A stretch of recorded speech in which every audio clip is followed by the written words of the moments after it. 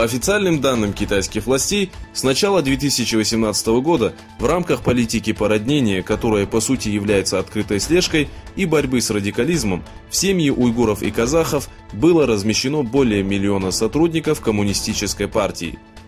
По сообщениям Bitter Winter, проживающий в одной из уйгурских семей города Хотан китайский агент совершил самоубийство из-за того, что не мог уделять время своим парализованным родителям и беременной супруге. В сообщении указывается, что политическая обязанность, слежка за мусульманами Восточного Туркестана, постоянный стресс и возросшая нервозность поставила китайского шпиона в безвыходное положение, в результате чего он повесился.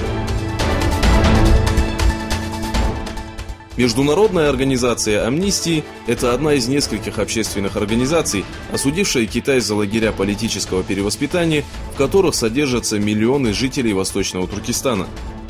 Исследователь организации Патрик Пун написал статью о тяжелом положении узников. По его словам, тяжело видеть, как одного из твоих близких лишают свободы, причем ни за что. Но еще тяжелее не знать, где они содержатся и живы они или нет.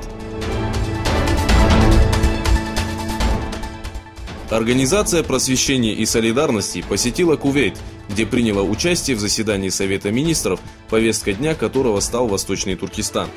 На заседании присутствовали общественные деятели и интеллигенция, которые проявили максимальный интерес к вопросу Восточного Туркестана. Президент США Дональд Трамп объявил подконтрольные иранской армии революционные войска террористической группировкой. Таким образом, США впервые включили в списки террористических организаций армию другой страны.